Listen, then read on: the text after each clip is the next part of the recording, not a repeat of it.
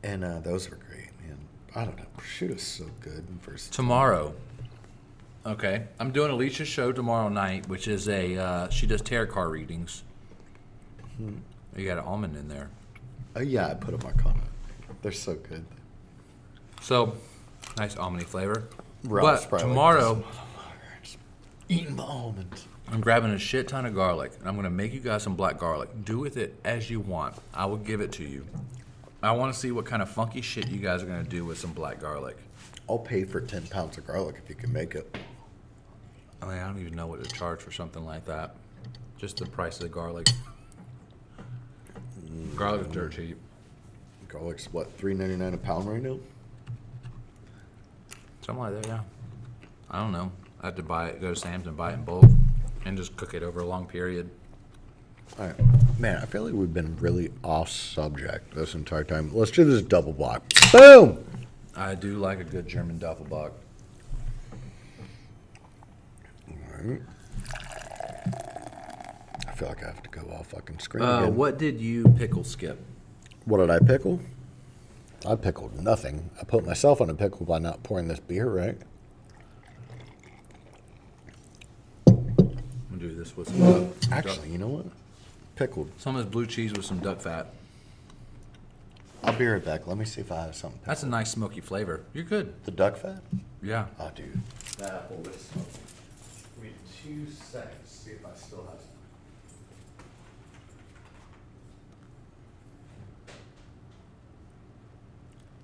So the beer we currently are drinking, are getting ready to drink, is Birds Fly South Ale Project. Sometimes Goats is the name. It's got this very it's not auto focusing, but if I go to camera 2 and give you guys a gander.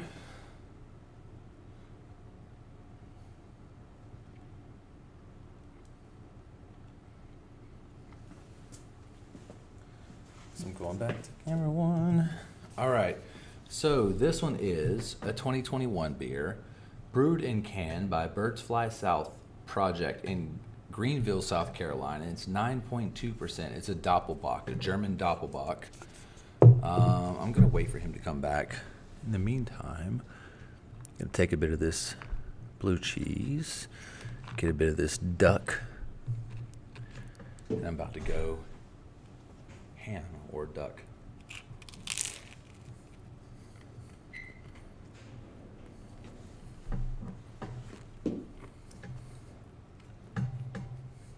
What's up, Elliot? Blake, welcome back. Ben Robinson, what's up? Might have to be offline. I don't know. I can't find it. Oh, well. Oh well, it's all good. We're gonna go into this this Doppelbock. Mm-hmm. Sometimes Goats. It's got a very Gnarly can. gnarly, like how would I explain it? Demonic, almost. 4 eyes on this goat. It's got 4 horns. We said, was it 9.2%? Yeah, 9.2%. Jesus Christ, I just bought it because it looked gnarly. So, this right here, the double cream. What should I mix it with of this meat? I've got this. Nothing. Just eat it by itself? Just take a bite. I ate all of Because of it. the creaminess, with like the richness and the bite on the back end of this, is I'm assuming never tasted this beer before.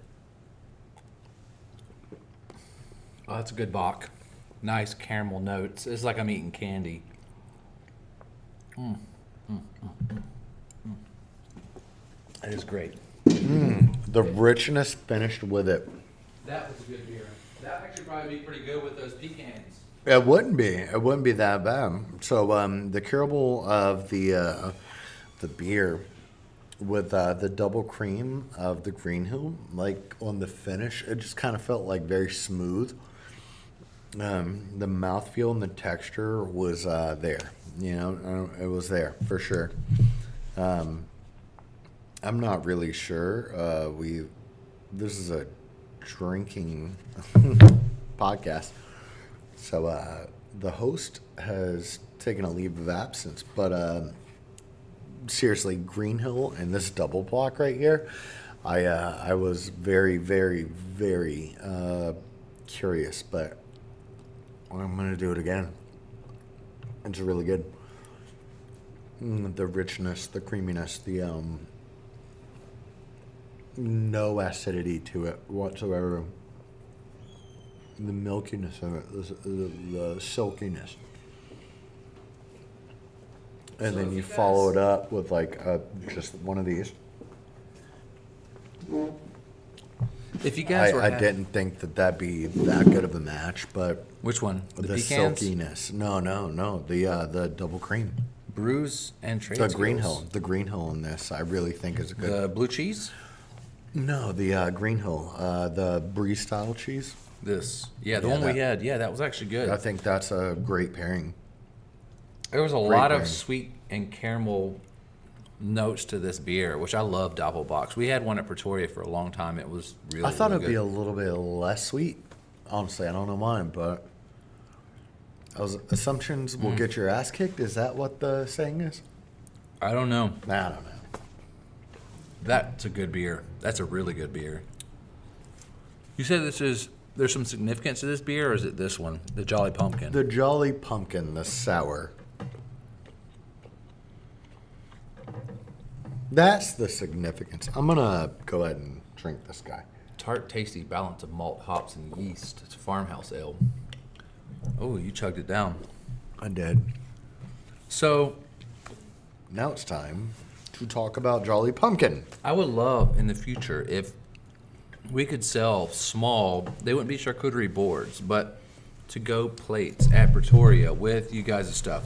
Maybe find some kind of price point between $10 to $12. Maybe have a little bit of this, maybe a slice or so of this, maybe a couple pieces of brie, a couple slices, just something, maybe some olives. Do you guys do olives here? We do two types of olives. We do Mediterranean marinated citrus olives, and we do just like olives. Right. So just throw a bunch of stuff in there, have some little to-go thing, and then us sell them at Pretoria. We buy them off you, and then Like preset charcuteries? just something for people to have whenever they're drinking our beer. I love collaborations. I love when businesses get together and they're like, "Yo, we're not competitors. We can benefit from each other. Like, Yeah, let's absolutely. fucking work something out to where I'll serve your stuff here." And people are like, "Shit, that was really good. Where can I get that from?" Everything will have a sticker that has a location and like the website on it, social media. I think that's a great idea. I mean, I think that, after this discussion, we should talk further about it. See what we can do. If we can get the, there's a lot involved with that. It's like health code, traveling, blah, blah, blah, blah, blah, blah, blah, blah, blah, and this and that. But they are more than green ones. They're all of the olives. I like a pungent ass Kalamata. Yeah, I like a good citrus marinated Kalamata too. It's Or the black ones. it's multiple. So when I went to olives. It's a certain style, but when I went to Morocco, every meal was just served with like a bowl of olives. They just gave you a bowl of like unpitted olives. pit in. And you would just sit there and just munch on them. It's funny. But My kid, just like I did when I was a kid, black olives as a snack, put them on the fingers. fingertips. And just munch them down. Yeah, dude. But I'm glad that somebody else grew up like that too. So. if you don't have those on your fingers, you have bugles on your fingers. Yeah, well, I'd rather my kid have fucking olives than bugles. True. Much rather. But I love collaborations. We had sweetgrass at one point. We had the Griffin cheese. We had their, I guess, pimento, and we served our own y'all had the crackers. pimento? Yeah. Wow, they actually made enough to serve out? Well, I take that back. They have a new facility, so. So we had the little little plastic things of them. a little like 5.5, 6 ounce or whatever. Currently, we have nothing in our refrigerator. I would love to have just a micro board from you guys that just has some stuff in there, some stuff that preserves well. You know, obviously no bread in there. Well, you know. We can come up with our own bread and our own crackers or whatever, and it would just be meat, cheese, maybe some olives, maybe some of these wonderful almonds. Some of those non-gluten crackers last a long time. In a refrigerator? Like Yeah, chilled? but I'm saying, like, I don't want to talk specifics on a podcast, like, you know. Well, I know. like I'm just saying, purchasing like, all that, but- I would love at Pretoria if we could have something that people could come and it was local and they could get something which basically like represents you. Every single one that they buy, it represents you. It's got a business card in there that has location. It's got y'all's info on it. So after they get done here, or they're like, I would love to have more of what that was. That was fucking dope. Oh. And they come here. Just some kind of collaboration. I mean, you guys serve our beer. Yeah, absolutely. You've got a lot of our major arcana. Well, if y'all you have want- something in the works too, don't you? Not that I know of. We had Sweetgrass for a while. We had the Bread House for a little while. We've done collaborations with Chicken Salad Chick, and you know, once a week they would come and set up a booth, and we would kind of just, you know. I mean, I even know my former. We did wings and all that stuff down there, but Yeah. I mean, I remember you know, that. the world is our oyster. You know, if the promotion is right, the money is right. I just we love it can being a all local be- business, and we're all kind of like, we're not competitors. We work. It's a symbiotic kind of relationship that we. Absolutely, dude. Yeah, you call me Carnage, I'll call you Venom all day, dude. Like, yeah, that'd be perfect. But I mean, at the end of the day, this is Albany. We're at two separate ends of the town. We might be after the same clientele. Doesn't mean that we need to attack them at the same time. Let's not attack them. Let's love them. You know, I would love to do that, but it's all about, like, you know, traveling with said food. It's all about can we, the logistics of it. Would I love to have been next to you guys? Absolutely. all in due I would time, man. love to pay $1 a month of rent a year, but All in due time, man. There are people literally downtown with beautiful locations, 2-story locations. I know there's a Chicago investor that just took over the water and gas line. He's dropping like $10 million into that building. It's turned into a hotel. We shall see what the future holds for us. I mean, there's other locations in town that they. Look, all I want to say is Albany needs to hang tight, keep faith, keep interested, keep supporting, keep donating to your local municipalities, keep donating to Tiff Park, $1 a month, keep man. showing up to Tiff Park, keep doing pop-ups, keep going to support local, and keeping up what we're doing right now. We need to concert this effort and actually stay with it, because we have something going on here right now that's changing Albany. And if we keep with the times, then we can make it a decent town, okay? All I'm saying is we have it on the cusp of our wrists. All we need to do is buckle that, okay? So what we're doing right now, there's a lot of people here right now trying to help all of this. I need you guys watching to help us help you, okay? What's So up, Lee Street? support us. Support us. Support us, and Tip we'll Park has support been you. running long. Tip Park has been running long now. I just looked into a camera deeply and made my plea. Please! Do it, you fucking asshole. Also, if you don't feel like downtown's your scene, we're on the northwest side of town. I think downtown within time. No, downtown I within think that they- time. like I said, I I- think in the next 5 years, this is going to be the place to be. I really do. In the next 5 years. Maybe in the next 5 years, we might feel considered to move down there. You guys, like I said earlier, you guys are still in your infancy. Like We are. you're into 2020. Like you're into the new year of 2020. We made it through a fucking pandemic. And excuse my language, guys. You can Excuse my cuss, man. language. Fuck it up. No, I'm representing a company that is much better than that. But We made it through one of the hardest times ever. I was in the kitchen because they needed help desperately, right?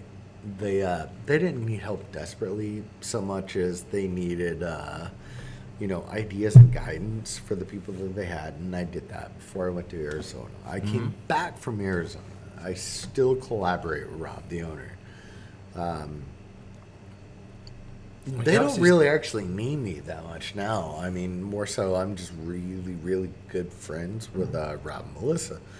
So much as, man, we got something going on here, and they're nice enough to give me the privilege to help them so I can put my family through school right now. So I don't really know what's going on here other than it's special. We're doing big shit, man. Yeah. That's all I know. I feel like this location is, though it is great, I feel like in time you guys could have a massive location. The expansion is on the horizon, but we know that we have already outgrown this spot. But time is a concerted effort. Yeah, it's probably not wise within still that COVID is still a very relevant thing to start doing these big upgrades when you don't really know how the future is gonna be. You know, maybe numbers spike up again and they have some kind of big lockdown. We'll never stop doing upgrades. You know, we're making upgrades all the time. I mean, hell, there was a big digit, comma, walk-in, you know. We don't have freezers here, right? So anything that we have here, we hand cut, we hand slice, we hand do everything. If it comes in, whether it be a fish loin, trust me, This buddy. capicola or this prosciutto, Yeah, I hand cut this for this. which is, if you guys For didn't know, this. that boy thin, it real thin. Like I don't know if you can see that.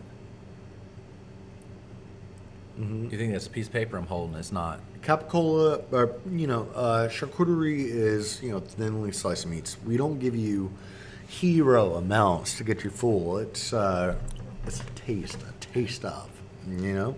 So if they're wanting to get full, they'll probably get your... At the entrees, then get that giant ribeye. 1/2 Seriously, to 2. what's the biggest ribeye in town? Like 22 ounces?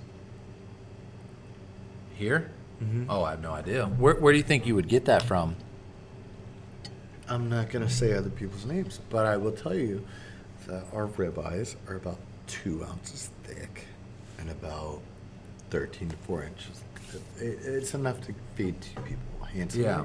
So if you I will say good that old boy. our filet mignons, whereas most people do 6 to 8 to 10, ours start off between 10 to 14. In between, it's a big there. boy. Our I'm here for the fillets, hand our view. fillets, I have a pretty big fist. Our fillets are bigger than my fist. Filet mignon, center cut, prime. We understand the value of our customer and Right. what they mean to us. So yeah, we charge a little bit more, But but we also give you so much more. people don't want to leave feeling they've been ripped off. So if they can feel I like went they've to gotten Florida a the deal, other day. I fucked up and went to a small chain in Florida the other day because Nicole and I couldn't figure out where we wanted to go. We went to Bonefish, right? I was like, Very bang famous bang, one? bang bang shrimp are good. bang bang shrimp, Bang bang bang bang. spicy sushi flavored half-ass fried shrimp. They were okay. And then I got my 6 ounce fillet that was more like 3.5 because it was fucking well done after I asked for it rare.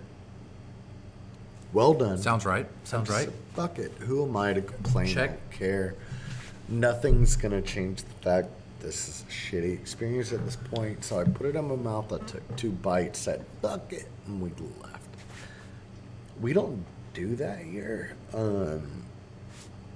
Your shit's gonna be cooked to order because it's going to be cut to order and cooked to order. Whereas Say half cooked? their cut and cooked I heard to order. Cut to order. I was No. like, I need to know about this business. No. LeBlanc might be watching, but there's no cuckold here, sir. Cut to order. No cuckolds here, sir. But You come with your wife, you leave with an experience. oh, I was like, my wife. I was like, God damn it, she's at the house of Finley. You're not talking about mine. But no, man. Like we do shit because we know what we're doing here. We might be slightly understaffed because everyone else in America is. Yeah, find me a fucking place that's overstaffed. Well, Pretoria's overstaffed, actually. Find me a couple places with the rock stars. I'm trying to find. I'm not trying to dip into your stuff. I'm just. No, I'm dip finding in. things and mixing and matching. Dip in, man. I think that's like kind of the design of it. Is that you Try things out and you mix and match. Actually, I need a cheese in here that's the way somewhere. it should be. But no, mix and Get some- match, absolutely. get some of this Griffin. I love the rind on the back of it. Good, because I put the rind on the back of it. The rind's the best part. It's like the saltiness, I like the nuttiness of it. But I had a little bit of what did you say this was? mortadella. It's pistachio mortadella. Little pistachio right there. Mm-hmm. I had a little bit of the capicola, and I threw a little bit of that Griffin in there. Duck. The duck. Yeah, I was leaving that for you. No, this is your duck. You ate that duck. I don't give a fuck. Eat this. Eat the rest. I'm of gonna eat it. that duck. That's the What should I best put part. it with though? With what we have here currently? I got honestly, a brie. I've got some blue cheese. I got some any- capicola, some prosciutto.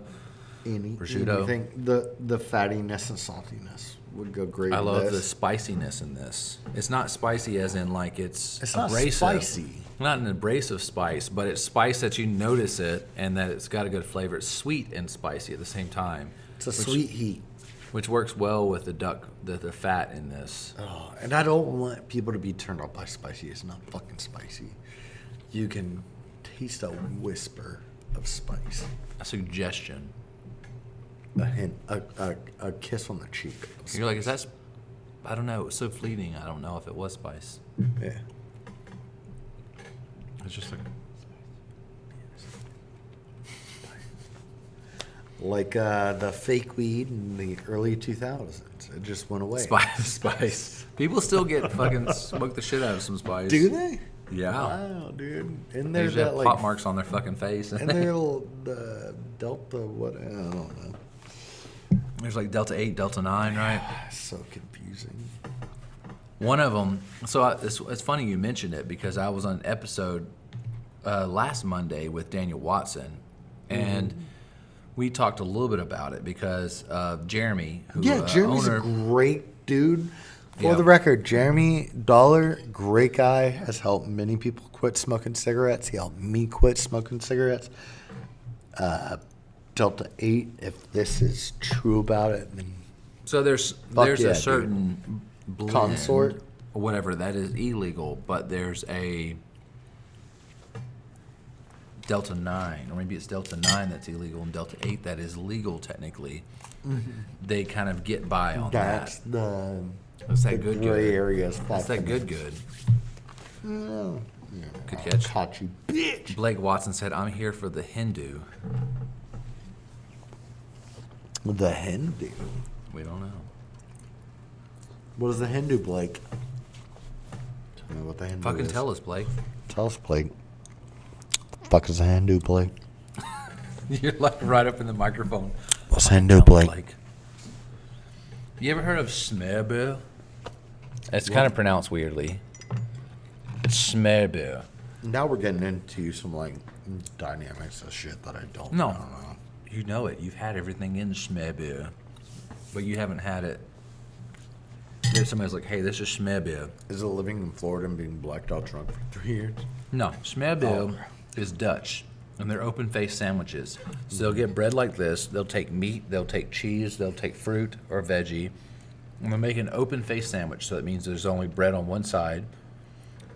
It's a very Danish thing. It's in Denmark, and the whole country eats Smerbe. It's pronounced like that, Smerbe. Schmebia. And it's an open-faced sandwich, and it's pretty close to what we have here. Thibault, Terry, if you hear this and he's lying to me, you fucking tell me. Thank you, cousins. Are they Danish? French. Maybe they know about schmebeer. They're very travel. Schmeb. Schmebeer. Is he lying to me or is he making me look like a jerk? Schmebeer is fucking amazing. I mean, I've had all kinds of it. It's almost like similar to a bruschetta. Bruschetta. Oh, fuck. Think of kind I of tell like you open what, face I with the tell you bread, the cheese, the meat, Coming Thursday. maybe a balsamic glaze. Coming Thursday and let me make you our actual bruschetta. Okay? Thursday. Thursday. You work It's on me. Thursday. I work Thursday. I will personally. What time are make you it for here Thursday? Come in whenever.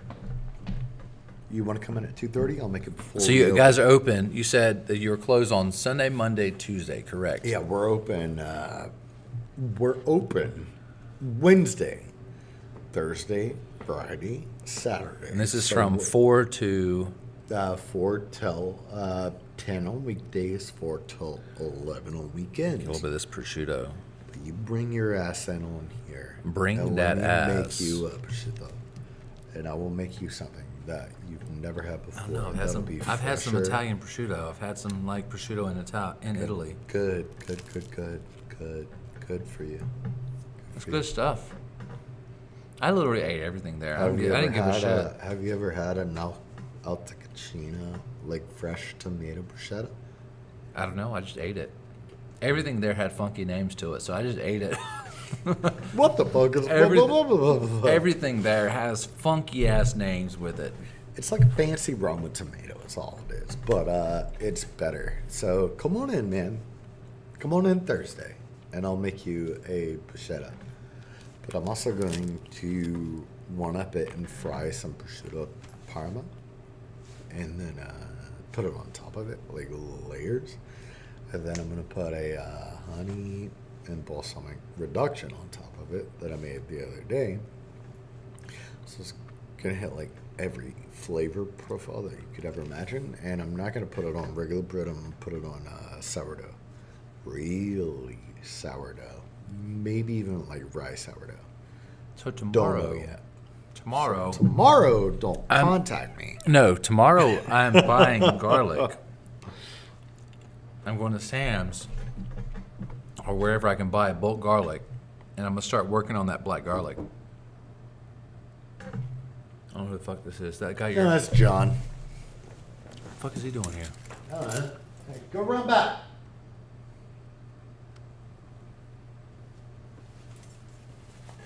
Well, I have this key to be fair. To be fair.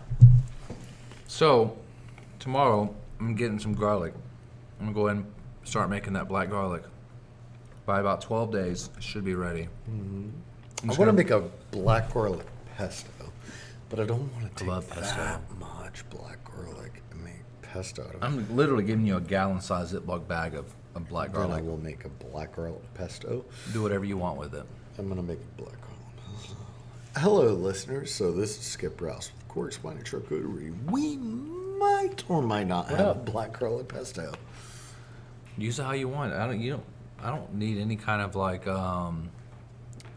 what's up? It's good. I don't need any kind of like notoriety. I don't give a shit about that. I just want to see what kind of shit you guys make. Just give me a sample and let me try it out. I'm kind of interested to see what y'all do with it. Notoriety is kind of half the point, though. I don't give a shit. What am I gonna do? I don't have a black garlic business. It's not gonna benefit me. Buck, start one. I'll let Buck start it. Brandon's got a goddamn black garlic business. Buck's get the- Buds or You get the Butternutters. butternutters. Buck Brandon's black garlic nutters. I don't know. Do like fine dining, weed dining. With, Do that Jeremy. BB. You ready for that BBG? What's that BBG, baby? It's not that BBC. It's that BBG. It's that butter black boy garlic. It's that BB. Compote? BBBC. I don't fucking know. I don't know. BBCG, right? All right, we're about to sign off. We're about to. No, we got 2 beers left, homeboy. We're about to contact the finer dining. All right. Oh, we do have 2 beers left. Okay. So next up, we're going into Ooh. Uka. This is the one that I'm most curious White about. Russian Imperial Stout brewed with milk sugar, so expect a little bit of sweetness with cocoa and coffee. Vanilla. I am so curious about this. Get rid of this delightful Doppelbock. We completely fucked up all the tastings. Or I did, at least. I completely fucked up all the tastings. Why is that so white? So if anybody could take anything away from this show, right? Let's say they tune in for a little while. Most professional person in the entire world. No, if they were to watch it and they take anything away from, or if they're just going to watch. I got a couple of the tastings right before I forgot that we were doing tastings. Before, if they just click to this minute of you talking, what do you want to actually say about your business, about this business? Okay, so anyways, we are the best restaurant that has ever existed in the entire world. No. Can we get a RIP DMX? We are. RIP DMX. Dude, if you bark, and say we're Rough Riders, I wouldn't deny it. Y'all think this is a motherfucking game? But, what's your what? So if anybody's watching right now, they understand that, and I appreciate you. So it says, what's new at Corks? So what's new at Corks I is see Hop Valley. we have a series of new Rieslings and whites. I see a, what does that say? Fess Porker? I'm looking on the sign right here that says, what's new at Corks? It says Fess. The Fess Parker Riesling. Fess Parker Riesling. Boundary, another Riesling, the False Bay Chenin Blanc, and the Nordico Alvarino. And then we also have seasonal blues, but we're not going to talk about those. So if a guy or girl, whatever, is wanting to impress somebody, and they're wanting to come here and really get the best of the best, like If the finest you ass, you want to want- impress the shit out of your If bitch. You don't care about want money. to completely impress your girlfriend as a gentleman, you come in here and you say a varietal that they have never heard before. Everyone knows Riesling. Everyone knows Pinot Noir. Everyone knows Pinot Grigio. True. Everyone knows Sauvignon Blanc. Sauvignon. Then you come in here, and if you want red, you say, I want a Petite Syrah. And then you're looking like, kind of near Pinot Noir. And if you really want a white, then you say, I want a Chenin Blanc. Boom! Then good Lord, you look smart. If you want something on the balance of a Riesling, but you don't want it that smart, and you say, do you have a German Wiener Veltliner? Oh my God. So if Chenin somebody's Blanc. coming in, let's say I'm a customer, right? I never say customer. I like A to guest. say guest. Okay. You're a Let's say I'm guest. You're a guest. Let's say I'm a guest coming in here. It's my first time in here, and money's not an option. I don't give a shit. Okay, I've got my girl with me, and I want her Like to have. money is no objective. I don't give you a don't shit. give a shit. I don't you give a give shit. a single fuck. So money's no problem, and I want to treat her with the experience. I want something that completely encapsulates what Cork is, right? I want something that when she leaves here, she's like, Cork's is fucking best. It's not like, oh, what was that little place in Albany that? If you were to. So what would you sell if me? you were to announce that to me when you came in and say, I want you to personally wow me, and you were to say that personally to me as your host, right? Fucking hook me up. Then we would go through the wine list personally.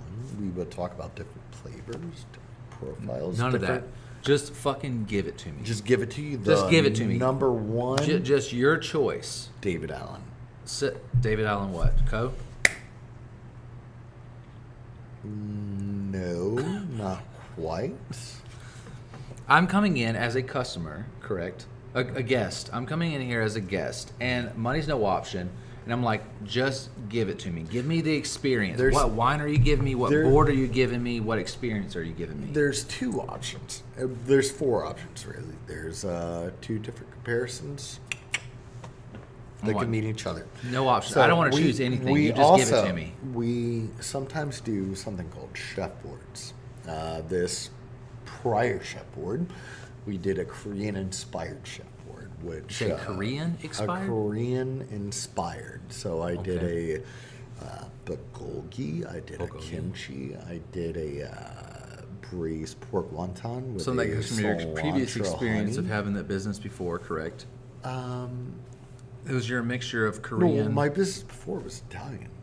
No. I remember us buying some of it and we're eating at the house. That we had like tacos, but they were like Korean the inspired. pandemic, the pandemic stuff. Yes. When I was doing the underground restaurant type things, I was not. It was Corks. But yeah. So I did something like that inspired, and then I did it on a higher end scale and like refined it, and then geared it towards this to where we could actually market it. Correct. So I did that before I left, and then that was my welcome home present to myself, to where we did that. My name is Arthur Fleck. What's your secret? Secret to what? Tasty food. It's called sesame oil, sir. Sesame oil, all day. Uzu and ponzu. We're getting ready to And- drink Utka, Utka. White Russian Imperial Stout. Notice the color. It's a white Imperial Stout. Utka. Brewed with milk, sugar, vanilla, coca, and coffee. Let's cheers that motherfucking thing. It smells like It smells like. It doesn't smell like it should be this blonde.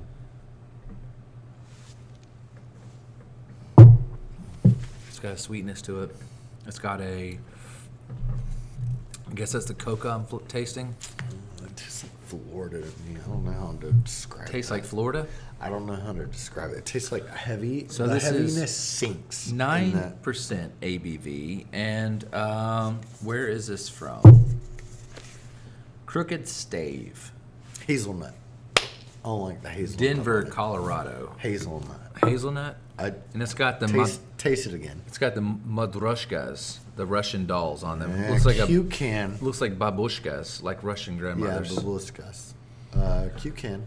So if somebody was coming in, we're getting back to it. If somebody was coming in, they're like, money's no option, just fucking give it to me. Just, I don't want to choose anything. I'm coming to you and I trust your knowledge and what you do. Give me. Honestly, I would. What do you like? What do you white or red? I'll drink it all. We like everything. I mean, I know that's a very open-ended question, but if you were, what it does is it kind of encapsulates what you push forward as a. I don't know. Big Red Mustard is a pretty well-rounded cab. Middle tier. You say big red mustard? Big Red Monster is a Big Red middle Monster. tier. Almonds. Or Extra is a good. if you middle had tier. friends coming in and you really wanted to impress them, and you're like, "Yo, look, this is on me." Oh, and if then, you wanted to kiss somebody on the mouth and be like, "Yo, made me look good," I'd be like, "Yo, Opus 1 all day." It's Was it? fucking, 2000. say Opus? Opus 1. That's like 1. Is it number 1? 2016 Cabernet Sauvignon. Unparalleled. There's a soft oak tone with a little bit of nuttiness in the back end.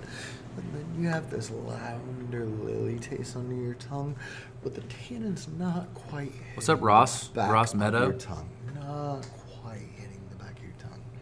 So Opus 1, if I were to describe that for you to buy a bottle, I would. So you guys do describe it bottle to you. service? Like you don't We just do sell bottle- glasses. No, we do somebody can buy the whole we do full bottle. service. But on higher end, like Camus, nobody sells glasses of Camus. Camus is one of those like crazy high end wines that you have to do a bottle of. We do 3, 6, and 8 ounce pours of Camus here. So we have a system where we can actually, pierce the cork and then hydroseal it to where we can. It's like a pour it. needle kind of that goes through the cork and allows you to It's a reseal it after you needle- pull it out. Exactly. So we can seal it back. But if you want to do a glass for high-end occasions, Camus or David Allen. If you want to do a crazy-ass bottle for status support, a really good bottle, because it's only experience that you're probably going to have once or twice, Opus 1. Opus 1. Opus 1 is not That overly... blue cheese is amazing. And that blue cheese I have had with Opus 1. That blue cheese is probably my favorite thing on the board. That blue cheese has won numerous blue medals from Sweetgrass Dairy Creamery and multiple events and multiple world competitions and it goes with said Opus wine more than any other wine that we have here, Like, other than David. I'm slowly mixing with everything. So I did it with the prosciutto. I've done it with the duck, And I see you tearing up Asher Blue right now. and I'm going into the Capicola currently. The Asher Blue is gonna easily overpower the Capicola. Easily. Yeah, once you That tear nutty. through the skin of the Capicola, There's no taste of the Capicola. It's all ammonia and nuttiness of that. It's not overly ammonia, but there's the ammonia. Do you taste the ammonia? the blue cheese is easily my favorite thing that you've had on the whole board. It's Asher Blue, man. It's the best fucking Asher? cheese. It's the best blue cheese. You're saying like ever. ASHER, Asher? ASHER. Asher Blue. Blue. So you're an employee here, correct? Yes, sir. What's the name? John, John. I've met you once. I met you at the No, it wasn't the Cupcake Fest. It was at. the word show. Was that? The word show. Yeah, we had the event. You got UBL, right? Was there? Was it that event? Oh yeah, the award show. Yeah, that's what he said. The Reader's Choice Awards, right? So what is your favorite thing here? Being an employee here, do you sample the wine? Do you sample the cheeses and the meats and all that? I mean, I do a lot. I sample all the food. I'm not that big into wine myself. Well, it's an acquired flavor Yeah, for it is. sure. I've just never really Like tried it. even with beer, like I've been doing my show for 2 years, and I still don't think of myself as any kind of like Oh yeah, no. knowledgeable person as far as this beer goes. I'm not even a novice. I shouldn't have tried to pair beer. I should have just been like, let's have a wine show. You know. Well- but this is your jam. I've had a great time. I've had a And I've got great time. great buzz. Sheesh, dude. I've had the blast. The blast of blasties. That is probably my second favorite. Oh, the peach bourbon. Wait. No, this is the horseradish. Yeah, that's really good. So you never said what's your favorite? So I really enjoy using the manchego cheese, which is from Sweetgrass as well. Right. There was a Manchego- the salami is really good. So if you had like unlimited budget, somebody was like, "Hey, just grab some shit and eat it." What are you grabbing? Like if you had something kind of like back in the days they had the grocery store kind of thing where people were like, "Hey, we're giving you 2 minutes, grab whatever you want." What was the name of that show? It's like a shopping spree kind of thing. What are you grabbing? What are the things that you're like, money's no option, wine, cheese, meat, whatever. What? What's up? What's up, baby? Oh shit. What are you grabbing? So I use that for an example because what it does is it gets rid of the money factor, and you're choosing it based off your own taste. So I mean, at that point, I'm going straight for the spotted trotter stuff, which is your Say again? your spotted trotter, which is your your kimchi salamis, your Asher Blue salamis, Bresaola. So being an Spotted Trotter is a company out of Atlanta, right? so you've been employed here for how long? 6 months. Would you say you've learned a good bit? Absolutely. With your knowledge beforehand, coming into here, you've learned a lot about meats, cheese, wines, pairing, Yep. correct? Yes, sir. That's awesome. I mean, even like places like Mellow, I'm doing pizzas. Like we're not pairing shit. No, yeah, People you are do, buying dude. people are buying a meat lover's pizza and they're washing it down with a Michelob Ultra. Like, who gives a shit? Like, I did some of that at like Johnny Carino's, but we're not like. You could educate somebody at Mellow. There's no reason to because we don't have like great materials. Like Touche on that front, but you get salami is probably the fanciest meat we have. Like You don't have capicola Genoa. there? No, we have Genoa salami. Like You're that's fucking kidding me? You don't have capicola there? we don't got a capicola. We ain't got no capicola. Sure. We still got one more beer to go. Yeah, what do you we think do. about this one? What do I This think is the about this one? Madroshka Utka. I think that this is Crooked a little- Stave. This is probably the most malty beer that we've had thus far, even though we've had a very dark malty beer. I mean, taste this. Do you like the bitter sweetness? I'm gonna I really like that Doppelbock. I'm going to say that's one of my favorites. Doppelbock's good. What's our last beer? Is it sour, yeah? The last beer is from your family, or friends at least, Jolly Pumpkin Artesian Ales. Tart, tasty balance of malt, hops, and yeast. Oat aged and can conditioned.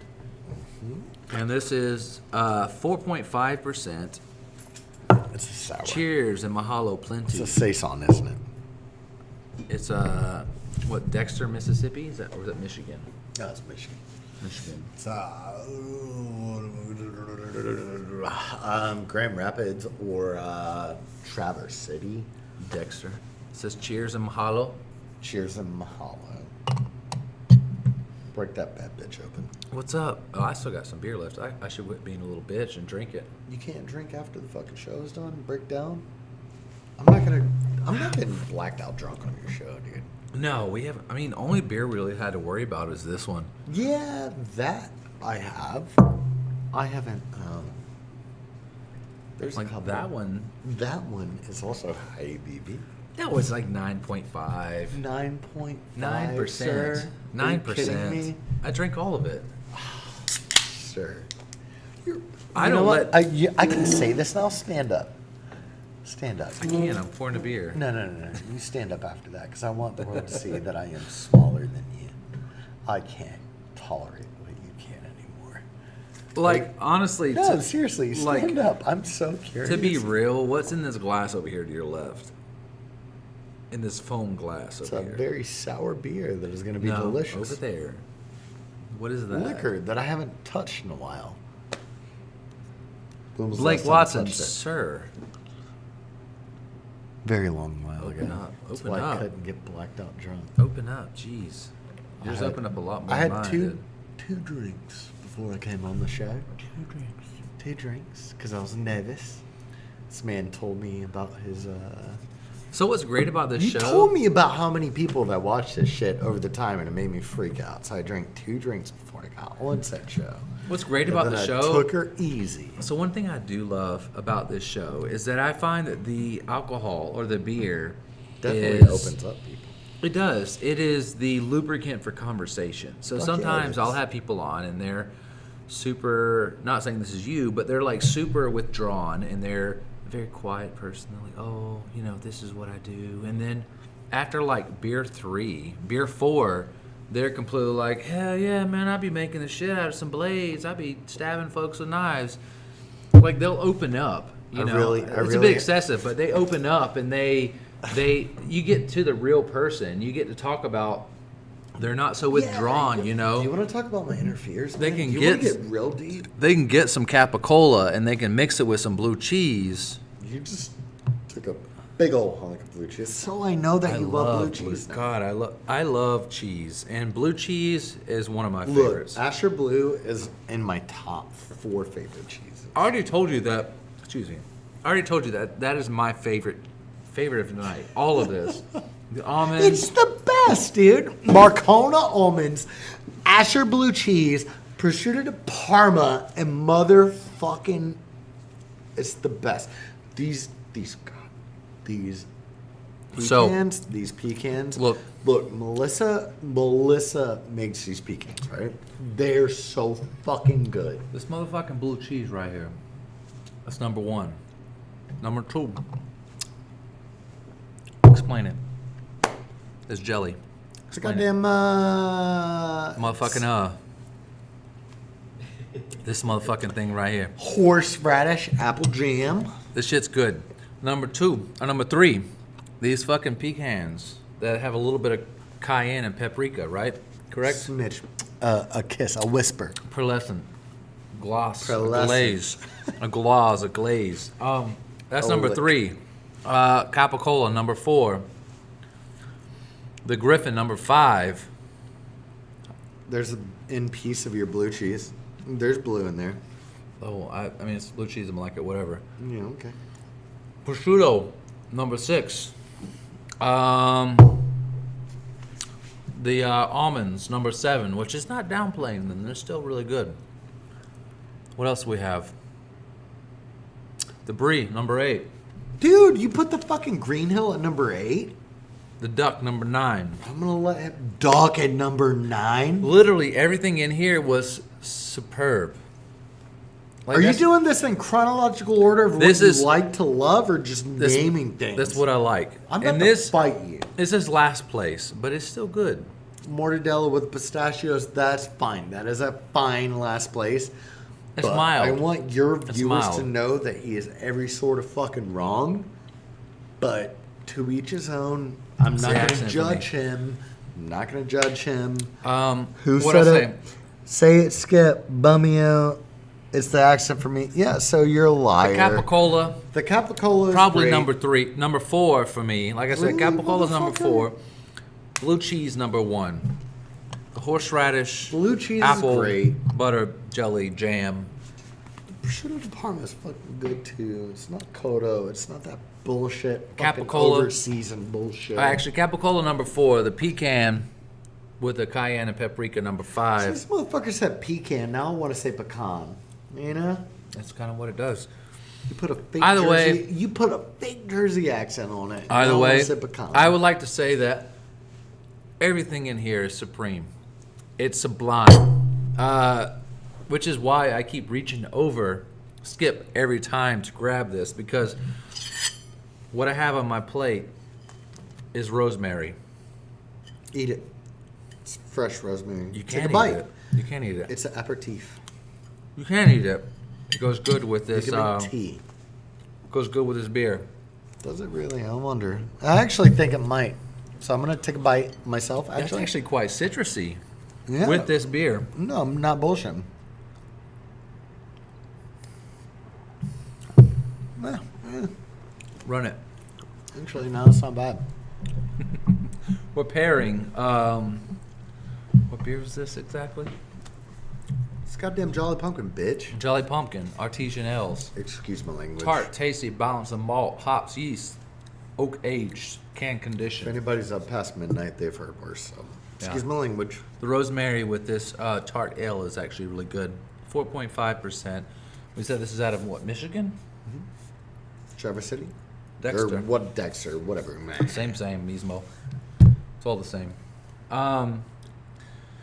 If you were trying to convince somebody to come here, let's say they've watched the show, they've never been here, similar to me, correct? Because this is my first time I here. would convince them to rewind the beginning of the show and see Right what here, the we're- the board looked like. Rewind it to the beginning of the board. Currently, that's the board, non-existent. Yeah, I know, because we ate it. Devoured. So if I were to Ate convince you, if I were to convince you to come here, then I would say this is the only place that you're going to get a Korean-inspired meal. And what I mean by that is, if you've ever had bulgogi with a cilantro lime crema sauce over a deconstructed wonton, and you want kimchi with it, with a little bit of bulgogi on the side, with an Asian pear slaw, with a little bit of sesame and black seed topping, that was just a board. Would you guys say If you've ever wanted a bao bun, just a bao bun, like as an appetizer, or a sesame infused ice cream, black sesame seed topping with bamboo shoots on top. Cool. But also, if you've ever wanted a Szechuan pork, why can't I get out of Asian mode? I'm sorry. you're in it, man? It's because If your previous business, If your COVID business. If you have ever wanted I don't know, man. Give me like 2 nights to look at it. You put me on spot just now. Anyways, if you want fire ass food, just come here. Would you say you guys have the best meat and cheese in town? I would say that we have the best meat and cheese in Southwest Georgia. If somebody said you guys had the best wine in town, would you say I would that say would be that we accurate? have more wines, and it would be more accurate than most people could advertise. Would you say that you have the most knowledgeable employees in town? I would say Somebody could walk in here and there's just a random employee at the counter and they're like, hey, What is this? In town, in Albany, In Albany. What is there's this? no doubt in my mind that we could satisfy your just. That was just a reason for me to take this blue cheese. Well, Continue. there's going to be more than one of us here, and the beautiful thing about being more than one of us here, any time is, we're not going to completely depend on ourselves. We work as a team. We work in tandem. Go for the goal, Skip. So we work in tandem, and what I don't know, I hope my partner knows. What positive And what things? I don't know, I hope my partner knows. What positive things would you like to say about your employers? The guys you work with, Rob.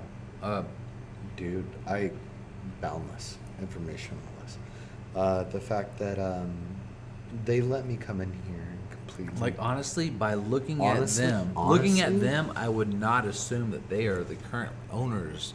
They are the creators of this. then Honestly, stop being a dickhead, assuming. No. I mean that is just so. Based on him, like his looks, on Why were we going based on looks? That's such antiquated shit. it's true. So you asked me a question. What is my favorite thing about working here? Right. It's the unadulterated freedom. Right. Like, he let me come in here before I moved to Arizona and do like fire freedom, do whatever I want to. Right, which I mean that And the in fact that- itself is awesome. What's up, Tim Kim? Shout out Viet Pho. You guys go see it. Closed He- on Mondays. Every other day, open up. He's probably one of the few people that I consider a friend in Albany that I actually get to see and hang out with every day. And the fact that I get to work with him and base myself off of him and work with him Right. is great. So rephrase the question. One more So time. looking at him, like without any like, just looking at him, I would assume he was part of a motorcycle crew. He's got the big beard. Why he's do we a have to big go guy. back to that? Why do we? Because you asked me, because he's a big guy. I assume he works out a lot, that he is part of a bicycle crew, and he drinks a lot of Michelob Ultra. But to No, find out, the hold fuck he doesn't. on. So to find out that he is the owner of this place, and they're putting out like the highest quality meat, cheese, and like charcuterie and wine boards that you can make in Albany or probably in Southwest Georgia, I think is amazing. Which is awesome because looks, based on Can looks, be deceiving. Exactly. So exactly. that takes me back to when I was 17 and I dated the general manager of Miller Brewery. Right. Miller Brewery Plant's daughter. Her name was Chris Thielen. Her husband's name was Jim. They Jim. were both very, very into the Harley Davidson scene. Correct. They were very into motorcycles, very into the same things, very, very above the class that I'm in. So, fast forward, I trained myself into, food and beverage. Rob and Melissa have been into sales all their lives. They have also been into restaurants all their lives. So Right. here we are in this industry, and we're at a crossroads. I met them when I was opening up a Wayfair place down the road, and our paths crossed, and we became friends. Here I am about to move across country, yada yada yada yada yada. I come in here, help them out. I get to do what I want to. They let me come back, and I'm influential. But judging somebody based on their character of what they look like, I've been around biker people, quote unquote, Right. and you have no idea. Like, that is No, a that's stereotype. I know, but what's great about that is the surprise in that. There's is no that real you meet surprise. people. That's No, like people look at me, right?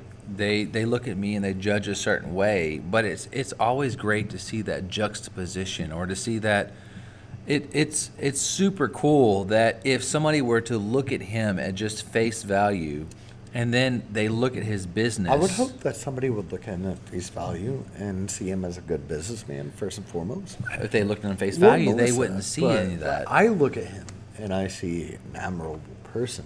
Yeah, which One, that's not for so- the that's- most part, That's you not know- something that comes to fruition with face value. That's why it's called face value. There's When you- one way that he dresses in a public setting, and one way that he dresses at work.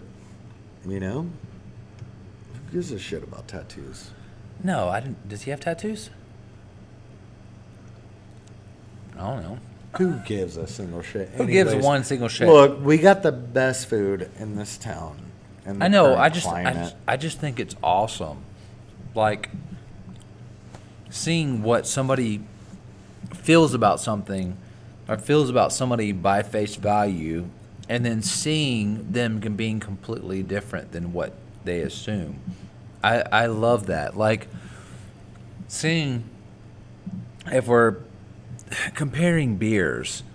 Ooh, that one's fucking full. Jesus Christ. Yeah, I don't want that old IPA, and that shit tastes like grossness. We never even opened this one Yeah, up. we did. Dude, feel how fucking full that one is. Yeah, it's an IPA. I don't want it. So looking at this, looking at this label. You're here for a while because I have to clean all this shit up so you can drink it. It's fine. So looking at a label and seeing what it is, and Yeah, just it looks beautiful. It looks like it's going to be a smoothing calm storm, right? no, it looks So like a that looks- watercolor pretentious beer. But then if you drink it, it might be something completely different. I love that I love that difference. Juxtaposition. I love that. I think it's great to think one thing based on appearance, or think one thing based on one thing that you have in your set. Robbie and Melissa look like they could beat you up. They look like they could beat you up. Because probably one, they could. Yes. But two, dude, I have no place with commonplace bullshit anymore like I used to. Like I had to deal with subversive racism and bullshitting with employees that I've had to deal with. Right. I don't have to deal with that here. Very good. Skip on that shit. Go hard. I don't have to deal with that here. And Yeah.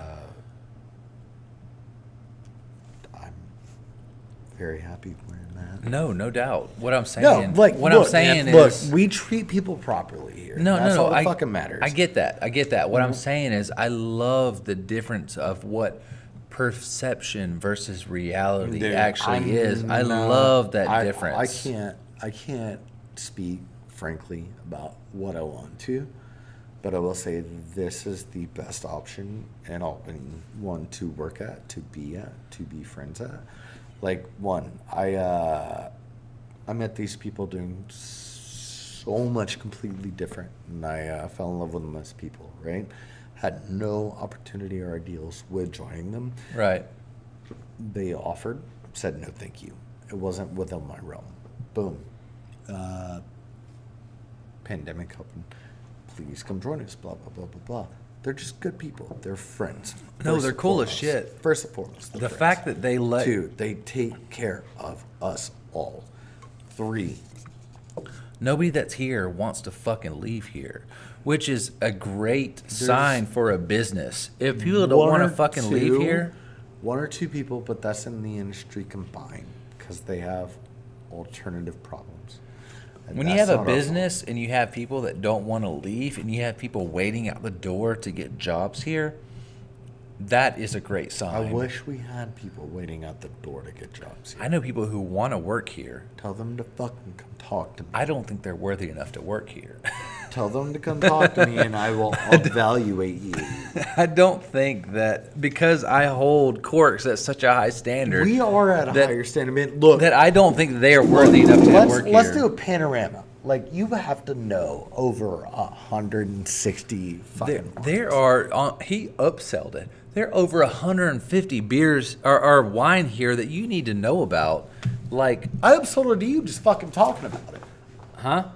Just talking about it earlier, I told you. When I gave you the rundown of the place, you were like, I don't know about wine. I drink wine when it's absolutely necessary, and that's what I have available to drink. I'm in Rome, and it's $1.50 a bottle. I drink a lot of wine, and I told him about a hard freeze that just happened in France in the last 72 hours. I Is did what want to I'm talk to that. talking about.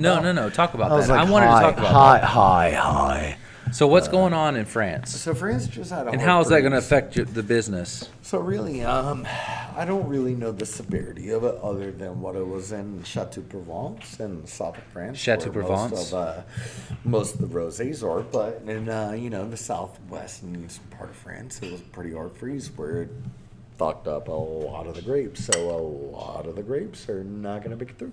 So what I'm understanding is a lot of the older wines for this vintage that is coming up, 2022, is going to be a rarity that we should all invest in. I'm going to go use the restroom. Hey, talk to them for 55 seconds. So, I do want to say that within the conversation, it might seem like I'm saying that the owners of this place are any kind of bad people, because that is definitely not what I'm saying. I'm saying I love that the change in what people view and people's misconceptions of people based on how they're viewed, the difference in what they actually do or their knowledge, because I interview people on this show often, I might see a guy who is, with a long beard, and he looks like a big country guy. And the fact that he is like one of the most successful and talented makers on the East Coast, and people buy his bows all over the world, or that I'm interviewing a guy who's a blacksmith who's been on Forged in Fire, History Channel, Discovery Channel, who's been,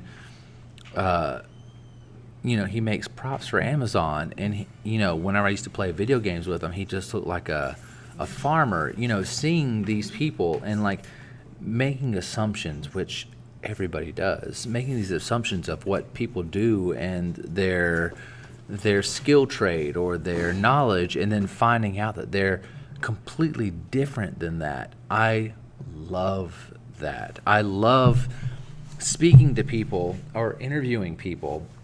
The reason I mentioned it so much is that I love talking to people or interviewing people who are so different than what perception is. Yeah. So I had somebody on the show who, every time I used to play video games with them, I used to play Soul Calibur in arcades with them. And Dad? No. Shout out Denhead. No. So Denhead. Hashtag Denhead. So this guy would come in with overalls all the time, and they were dirty overalls, and he had a big Stetson hat. And Did he beat your ass in Soul Calibur every time? No, he was pretty good though. But it's cool to see like how you perceive them. Like I would perceive him as a farmer or somebody who does like crazy manual labor, which I wasn't completely off, because he was a world-renowned blacksmith. He was like a super skilled blacksmith. It's cool to see these.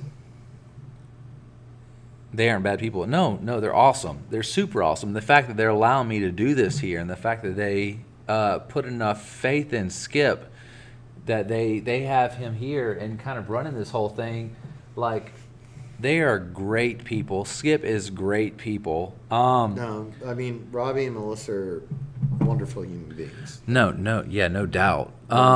But I love seeing like these people that when you first meet them and you have conversations with them and you don't know what their trades are, you don't know anything about them, right? You're just having a bit of conversation, you're playing games with them, or like, just a little conversation. Yeah, perceptions. And then finding out what they do. I love that. I love seeing people and how I first perceive them based on what they're wearing or their actions or their how they look, and then what they actually do. Mm-hmm. I think that is wonderful. I eat that shit up. So, like I said, the guy who had overalls on, a big Stetson hat covered in dirt, finding out that he's like a blacksmith who's been on Forged in Fire and Man at Arms, and he makes props for Amazon. Like, what's up, Justin? Skip, chill out. That's Blake. Fucking Blake. Blake, goddamn it. So I love getting my own perceptions destroyed. Good. I love that. Good. I love that. And I feel like I played a little bit of offense to defend these people. But You they did. need no defending. Like, they did need are who defending. They are. I wasn't attacking them. I love getting my first perceptions of people destroyed. That's one of the great things about the show that I do is because I spend a lot of time with these people, and I wouldn't fucking be here. no, You know? it's awesome to find people that Care. yeah, One. yeah, no doubt. I love getting my expectations and my perceptions destroyed. It is an evolving moment as me as a person that I can do a large amount of growth that it just changes my perception, because I have done a bit of traveling.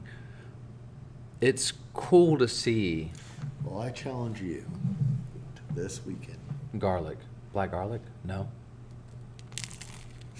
No, I won't be here this weekend. Thursday, come in. I'll treat you. I go to Puerto Rico for the next week. But after that, come in. I got you. you're gonna import something. You're gonna sneak something in. Don't worry about what I do. You're not Oprah, okay? Don't tell my life story. Does Oprah do that? Oprah tells life stories. Shit, you don't even have a book club. She's She got has a book club. Check under your chair, guys. Yeah. Oh, yeah. I haven't Don't- even Don't done- tell TSA to check under my chair. Oh. I haven't even done the contest yet, guys. Oh. How many people are watching? No telling. Doesn't matter. People pop in and out. I don't know. Whatever. What do you want to do? I might want to do the favorite moment of the night for anybody watching. Favorite beer of the night. Doesn't matter. I'm giving away a $30 gift card to use here, however you want. Buy some wine. Buy some meat and cheese. I will say a Lantique. Ugh. Buy a bottle of water and skip the rest of it. I don't care what you do with it. It's up to you. It's your money.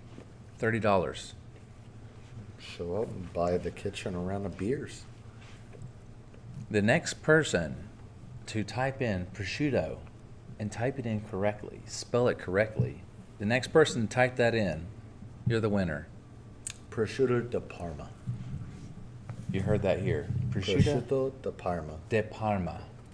First person to type that in, you win. I don't care if you're on Twitch, you're on Facebook, you're on YouTube, whatever. Prosciutto de Parma. Type it in. You got it. That was supposed to be done early in the show, but Wait, like halfway into it. we totally fucked that Oh up. my god, dude! I think I got too caught in the moment of just hanging out with you, I think I that's really one- do. I think that's I- one of the great I- things about the show.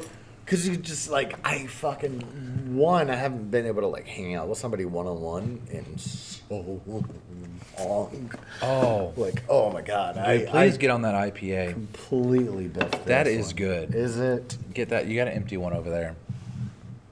See it? Here. Drink the last sip. That is a hazy IPA. Prosciutto de Parma. Blake Watson. You don't live in town anymore, do you, Blake? This would be a great chance for you to come up here, see Skip, use your $30 gift card, and come see Skip. Come hang out with Skip. Talk about good times, driving 100 miles an hour, whatever that experience is. Blake Watson, congratulations, you won. Prosciutto de Parma. You typed it in correctly. No, I don't even give a shit. I don't. Close enough. Blake Close Watson, enough? congratulations, you won. I should have promoted this early on. Blake, even though you fucked it up, you got it right.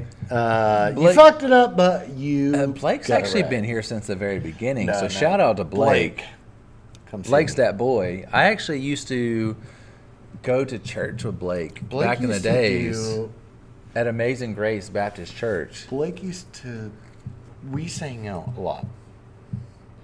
And I don't want to talk about stories of what we used to do. Who? Blake. Who used to do? Blake used to do cartwheels. And Old Cartwheel when Blake. he was happy, he would just do cartwheels. Old Cartwheel Blake, as they knew him. Old Prosciutto de Parma. That smells good. That's actually really good hazy. I don't know if it's promoted as a hazy, but it's a hazy. It's a hazy. It's gotta be. Triple Imperial Oak Cream Imperial IPA. It says something is the secret. Yeah. It's Mosaic, Hazy, Simcoe, TBH. Vic Secret. It's not. So I haven't talked Triple about this beer. Bock Hazy. So elevated perspective, which I think is very relevant to what I've talked about, because people's perspective of very people not being relevant to who they actually are. That's been like the last quarter of this episode. I think that's great. Perspectives. Yes, and it's not being relative of it's not being accurate to who they are. And I love that difference of seeing somebody and then actually seeing somebody, if that makes any sense. It's hard to do in this town, but Seeing somebody visually for who they are, but then meeting them and actually seeing who they are. I think that is great. So Mosaic, Simcoe, Vic Secret, TDH, Oak Cream Imperial IPA. I don't give a fuck how you want to fancy it up. This is a hazy IPA. This bitch real hazy. And it's good. it's hazier than pollen outside on April, man. Yeah. I don't know what that was. If that was English. It sounded like It sounded like something people would understand, so. But perception of people versus how they really are is, I think, a great conversation. Like how somebody seems. Like if I were to wear suspenders and a suit, Fuck you. no, and all the time I wore suspenders and a suit and As one tends to do. I wore a golfer cap and I wore Too much. right, but I wore all of these things. Let's say I dressed like Mike Knight, circa 2001 or whatever. He didn't wear none of that shit. I remember him wearing like basically almost zoot suits. In Like- 2001? Like, I don't know, 2001. I don't know the He lived in dates. fucking Taylor Van's closet in 2004. I remember him wearing a zoot. It basically looked like something off Dumb and Dumber, like those fucking super suits. Those- Yeah, do you remember him almost getting raped by the fucking weird vampire dude on Slappy? That happened in 2002. His zoot suit shit didn't happen until like 06, dude. Vontaze Jenkins, what's up? Fuck that. Somebody hit up.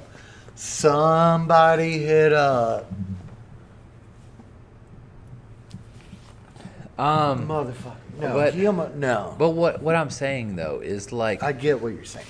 what somebody's initial response or what they think about you based on what you're wearing or, Yeah, or your perception. Fuck a perception, man. True. Fight through but that shit. Stop caring. I love to see that difference of what somebody looks like versus. You got you got them Goku socks on. This is being 30, right? This is being 30. Show them and Goku not socks. Show them turtle school. Goku socks. Goku socks. This ain't no middle of the mall. And I'll bring it up. This ain't no middle of the mall. Mad fucking dope fucking shoes. This is being 30, right? You wanna see being 20? Go look at some fucking sad ass high top. He looked like Gavin DeGraw when he was. Bro, fuck that, dude. He had the swoop. When you're being a he had the kid swoop. and you're figuring out who you are. I only know one person that went to the same church. I went to Amazing Grace Baptist Church with you, Blake Watson. The same church I went to. But I love to repeat for the fourth or fifth time that I love crushing those perceptions that I see That's because what I'm saying. because Rush them.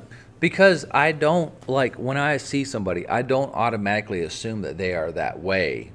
I make the perspective. No way. I take a screenshot and I'm like, okay, this is what somebody would normally perceive them as. And then we're always kind of hip and trendy.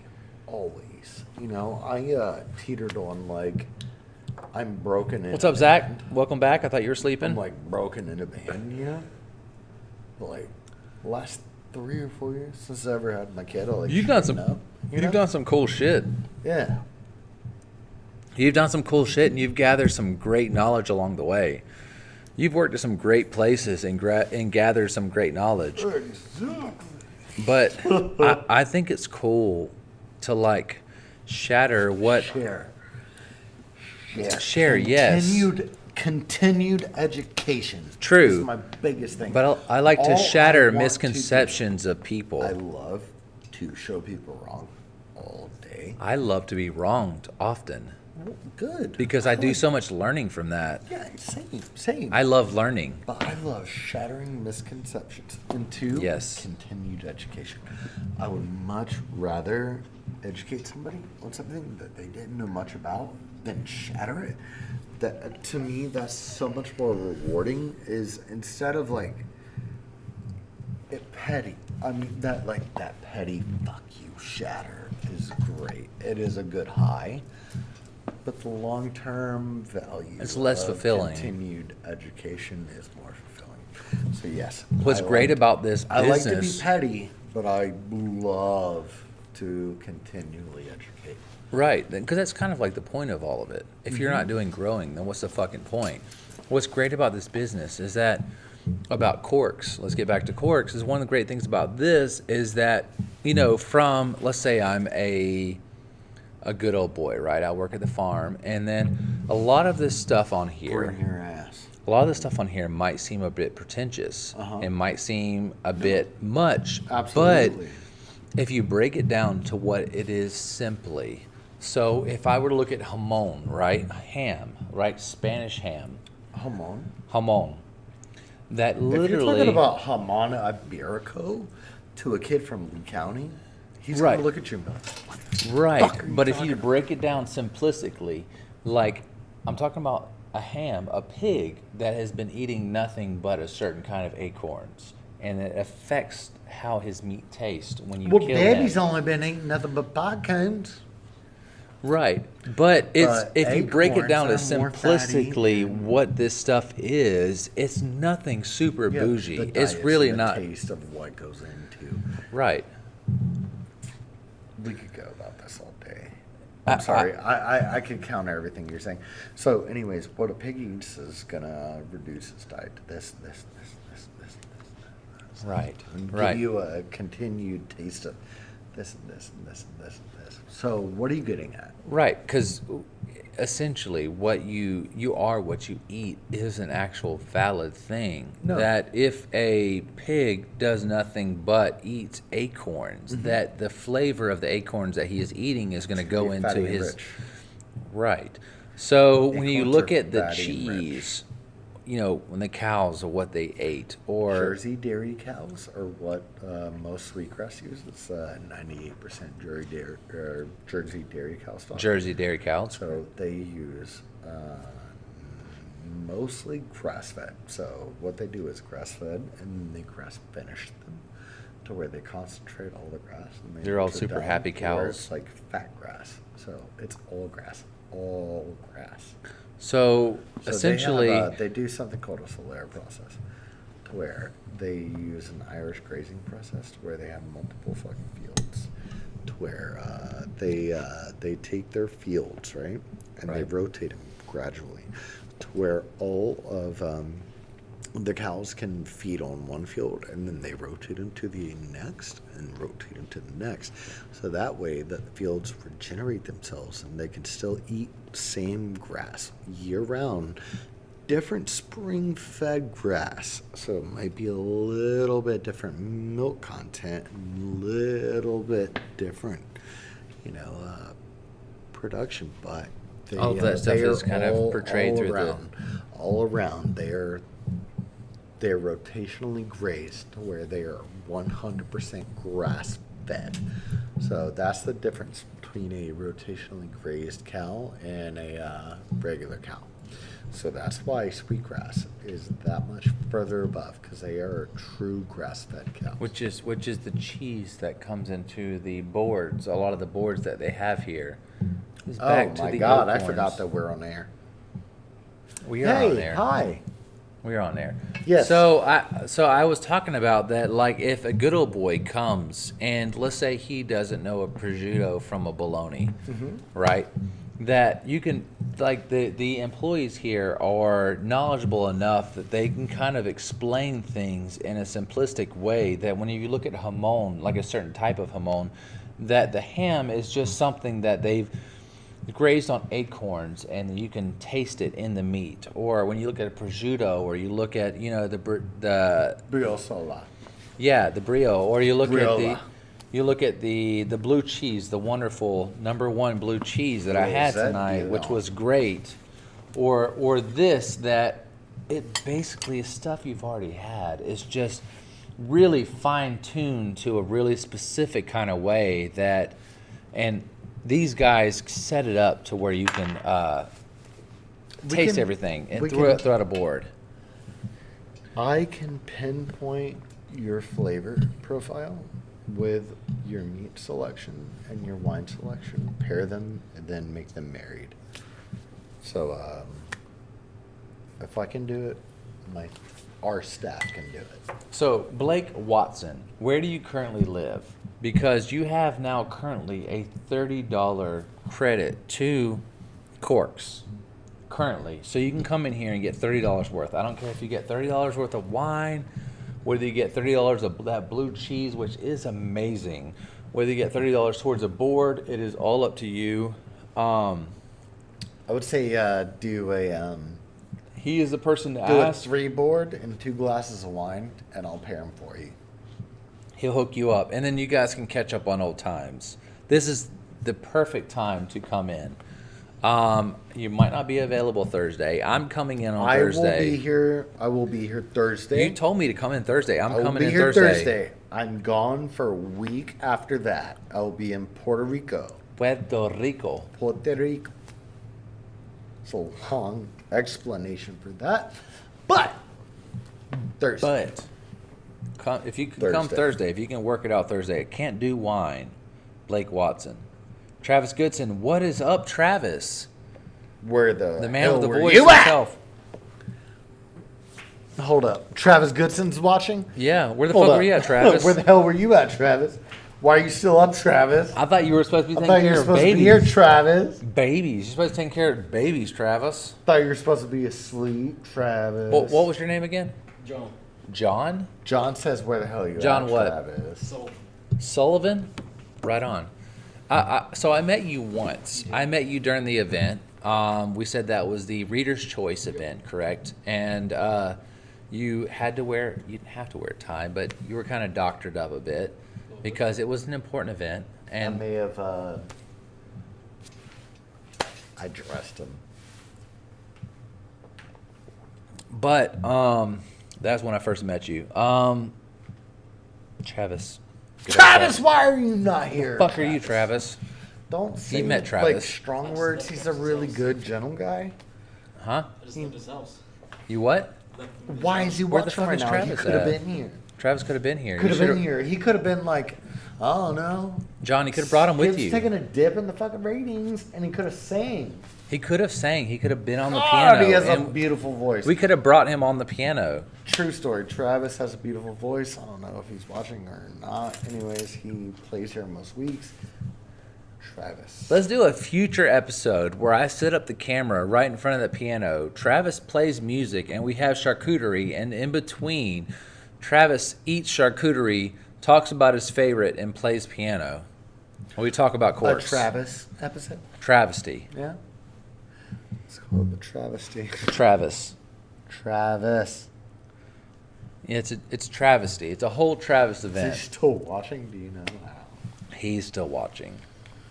We'll wave at Travis. Hey, Travis. But I would love to have that event. I think Travis is great in that he. I haven't had him on the Kills show. it, dude. Really? I've had a lot of people on the show. I've been doing it for 2 years, and No shit. That's why I'm saying, like, really? You haven't had him?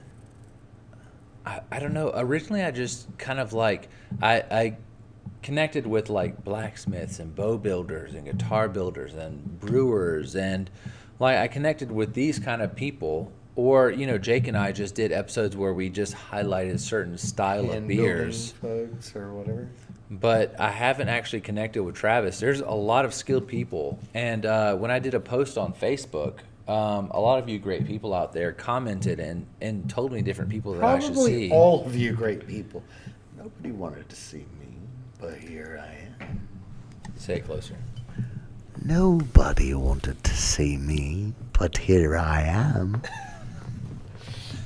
I think this is great. I feel like that's a good voiceover. Yeah. Why haven't you done voiceover work yet?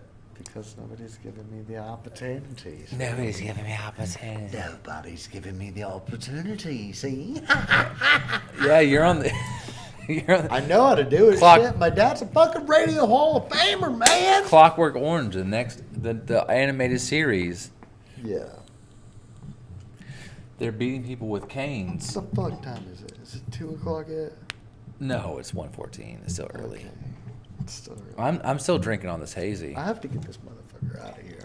Oh, I know. We still got a lot of cleanup to do. Yeah. I still have to pack it all up. So, I love you. All of you. Oh, wow. That looks real weird. No, it doesn't. Get in here. Get in here. Why? Get in here all deep like. I love you all. So, anybody that's been watching, I appreciate you guys. Thank you for tuning Brent in. Stennett, what's up? This is, my name is Skip Rouse, S-K-I-P. Didn't know him, but he has R-O-U-S-E. some positive responses from the public. Yeah, no, Travis is that dude. Travis is super cool, and he gets around on the fucking Heelys. Yeah, anyways. He's Travis gonna is zoom great. right fucking by you. He will zoom by you, but I won't. What's So, up, Keaton? Yeah! All right.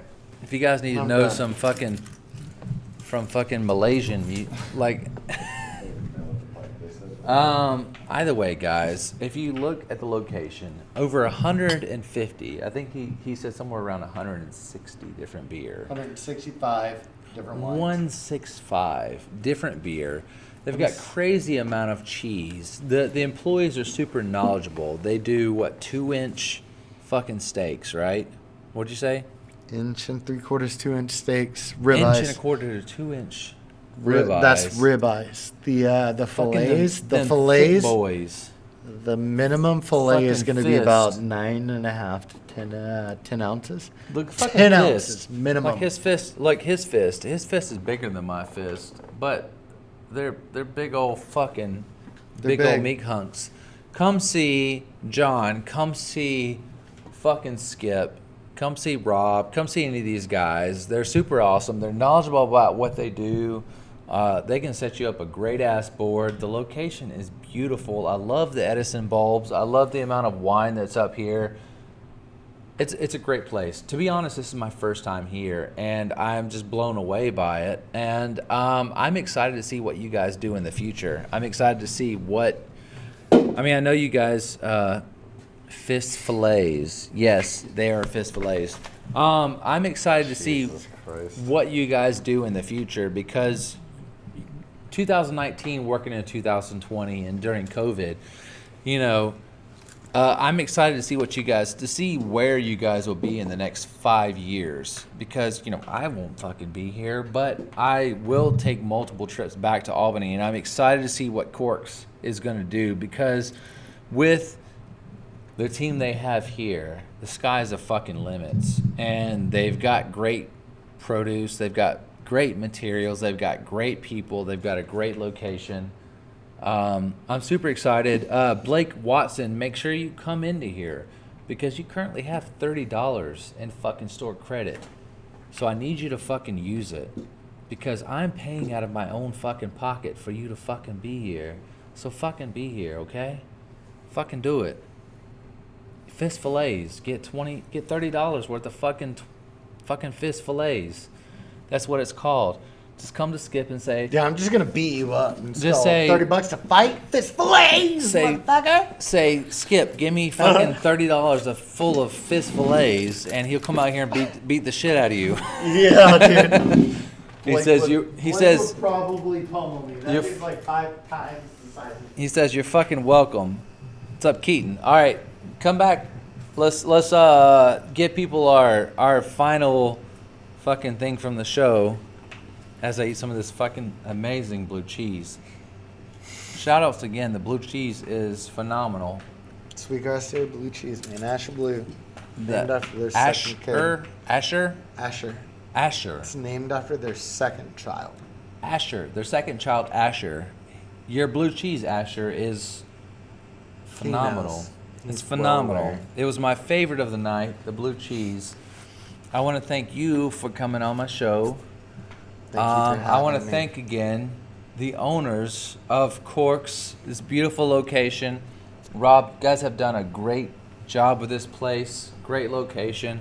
I'm excited to see what you guys do with it, especially with John here as well. Travis here playing the piano. He's not here because he bailed on us. I get it. You got a kid. These things do happen. Skip, again, for being very knowledgeable. He knew every single meat, cheese, and veggie that was on this plate. That is not to be overlooked because there's a lot of pretentious materials in here, and he explained it. We didn't talk about the rosemary, but that's fine. He explained it in a way that was easy for a simpleton like me to understand. We have the horseradish jam. That was superb. Let me get some beer with this rosemary because that's a bit tart.